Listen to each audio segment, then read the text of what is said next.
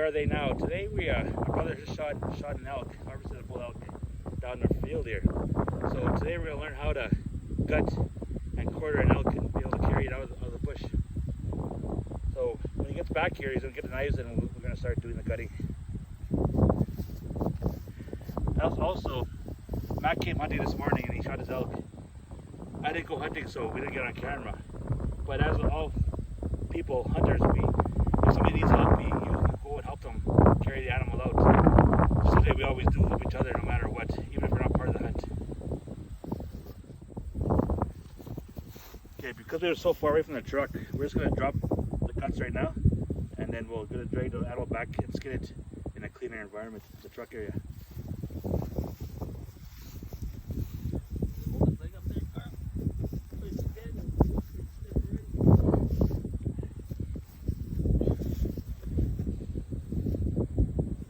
Do is just make a cut without hitting the gut. Down the center.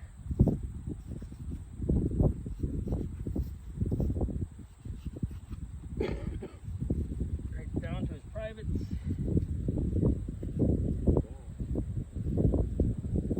All that hair. Just scrape the hair off with your knife so get some of it off so it's not too messy.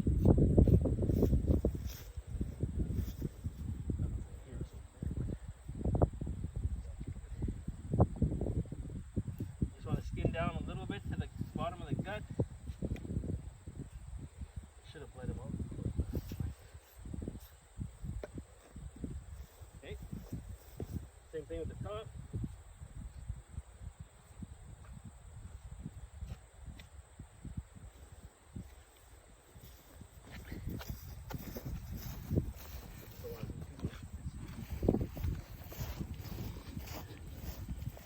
Once you get it kind of skinned up both sides, you don't want to skin too far because we're going to drag him with the quads and he's going to end up all dirty. You just want a small incision. Back into here. You can tell that they're just starting. This bull still has lots of fat on him. Okay, now this part you want to be careful not to cut the gut. But accidents happen.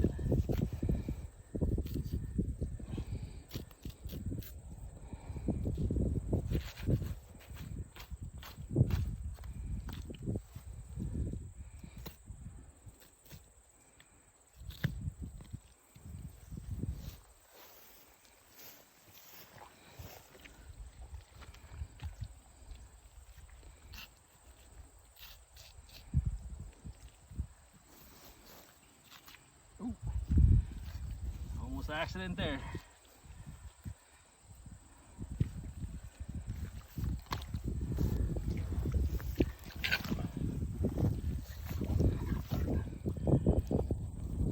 Okay, so you just want to get down between his legs here so you get to that bone.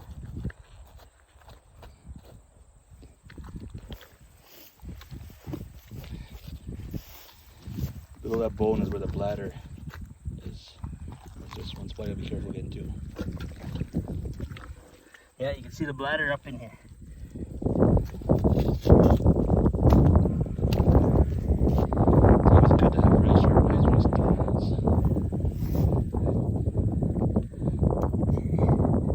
You can see the bladder there.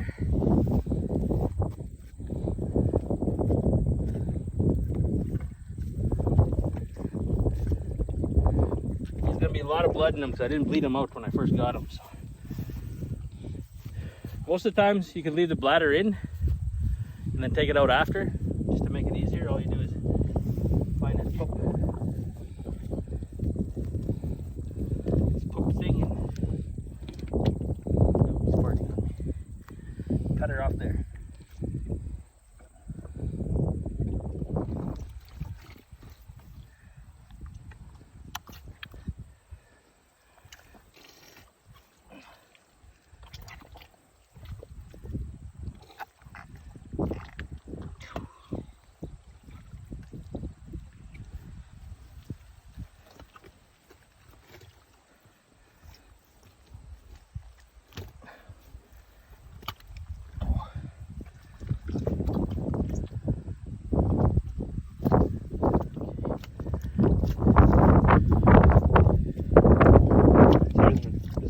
removing all the hard pieces attached to the rib cages here and the fat, so we pull the guts out with less resistance.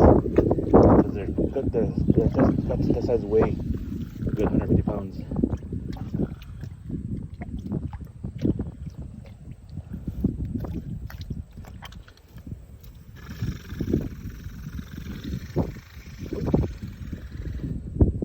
Nick on the stomach there. That's his throat. There we go. Inside the gut pile is still kidneys and liver in there. His heart and lungs are still in the cavity. We're gonna pull those out Later, once I clean it up. once we get back to the truck and clean up the meat. Get the liver off here. This bull probably weighed upwards to 1,000 pounds, and the guts probably take up about 200 pounds of it. So we can probably pull it back to the truck a lot less work. Yeah.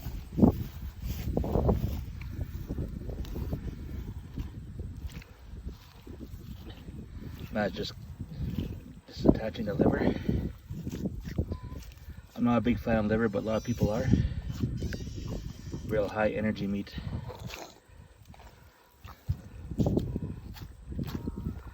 Blood coming out of that liver. Healthy. Another way to check on the animal too. Sometimes animals do get diseases, and if you check the liver, if it has spots or yellow spots or fatty deposits on it, it could be a sick animal. This liver looks healthy. Looks extremely healthy. There's no spots on it. That's a big liver.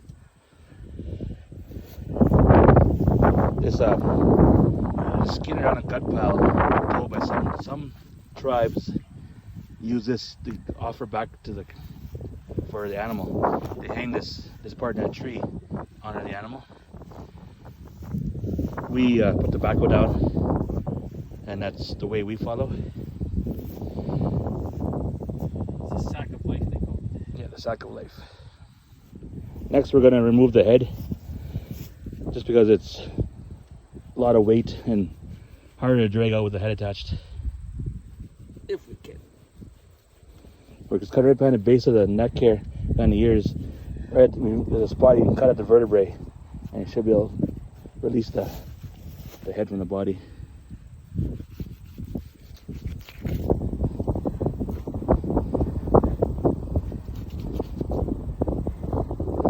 So now we got that brain cavity at the base of the neck cut off. Just gotta pull. Now through. The only thing is right now I'm cutting into his jaw, but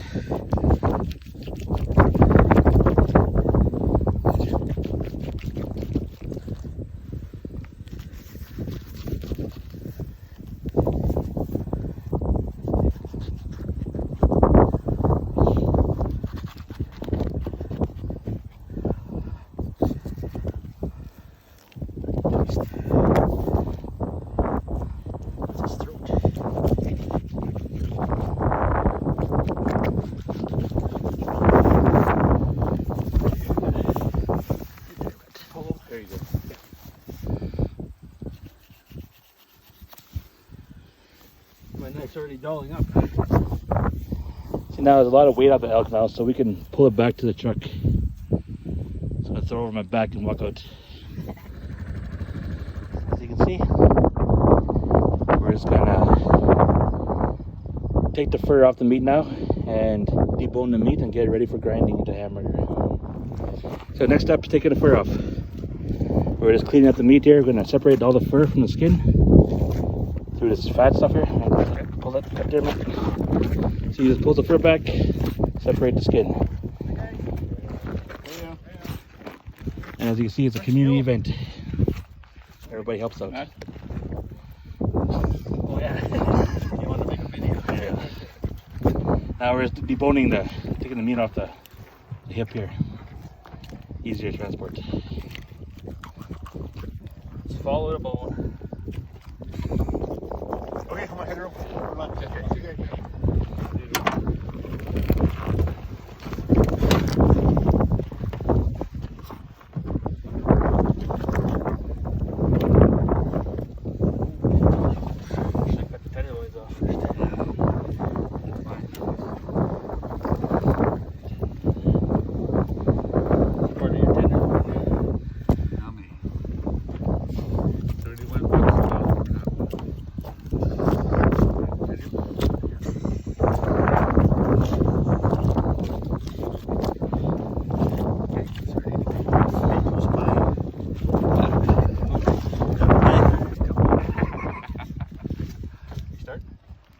Okay, when I debone, I like to take the sirloin tip off first.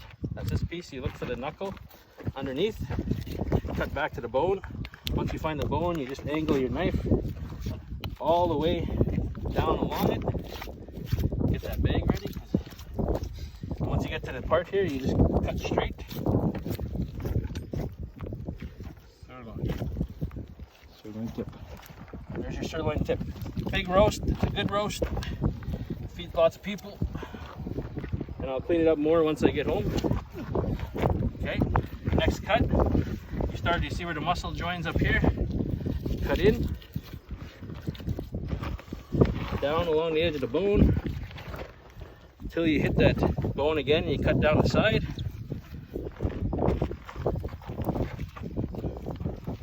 Do the same thing. This just removes the whole leg. This is where you get your rump, I think, from. Rump? Yeah. You get your inside, your outside, your eye around. Rump.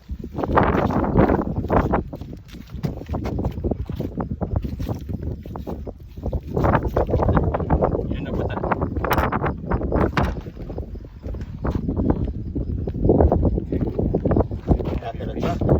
Yeah, just put it down there for now. Yeah.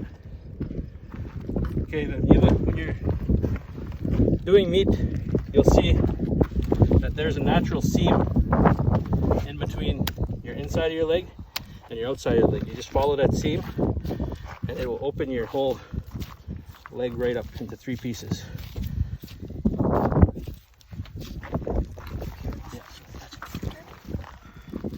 It's gonna get a little dirty, but the grinder is being put together right now. So. Okay, this piece can go in. This is your inside.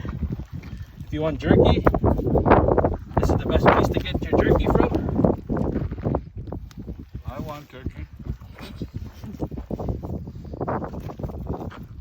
These are just extra trimmings. Most of it's going to ground. Smaller pieces so when we get home. The trick is to cool it off. I gotta get it home, take it apart, because you can tell like this meat is still hot. It's still warm, and you don't want it to get too much hotter. Okay, this is your outside roast.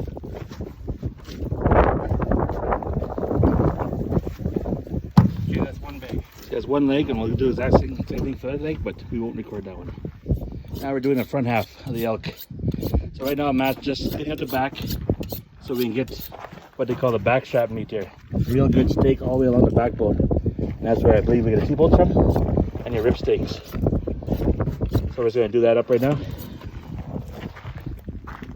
Try to beat the heat today. The flies get too crazy. Otherwise, you want to take the half or a drum. So they got thicker hide on the back. Chamay. Everybody knows these guys. Oh, there's the bullet hole. Yeah, all I do is skin up so far.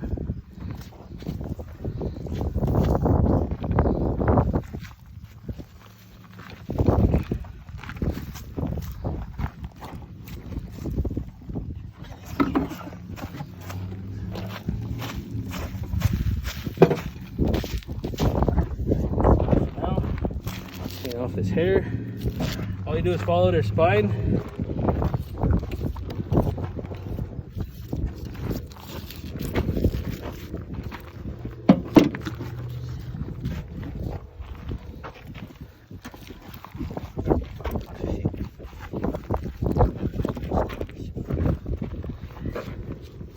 You look for the joint inside here. You can see it right there.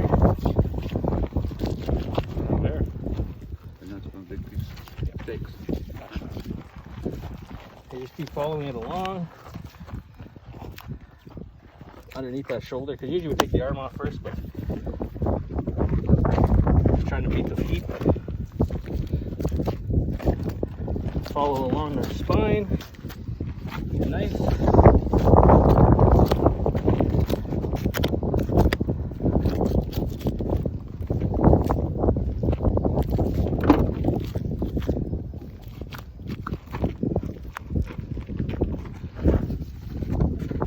Maybe a little bit tough with that shoulder blade.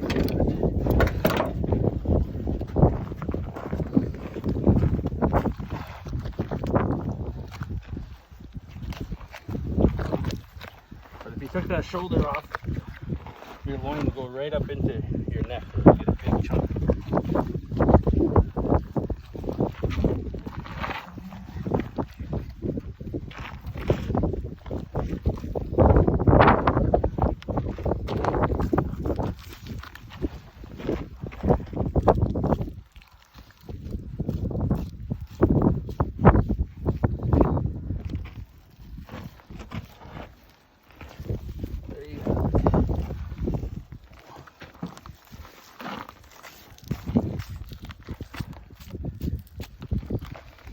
Nice big chunk of meat.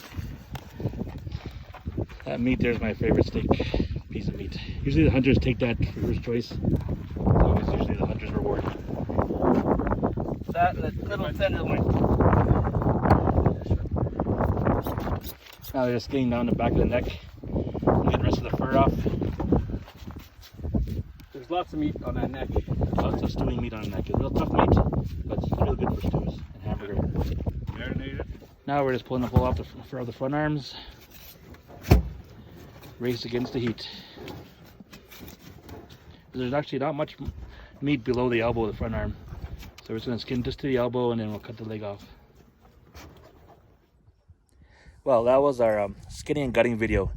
I forgot to record the last part of the left fur, taking out the front legs. But all we did is we cut the front legs off, we put them in game bags, and we took them to mats to cool. Get them out of the heat. The meat's going to be turned into hamburger, mostly, and into sausage. And number one, always remember, if you're going to hunt, make sure you use the meat. You don't want any of it to go to waste or to spoil. And if it's too much, you can always give it away. We gave away 2/4 of the meat to some members of the reserve yesterday because they wanted some meat. So that's one thing about hunting, is always try to provide for anybody that can't hunt. And always show respect for the animal that you take.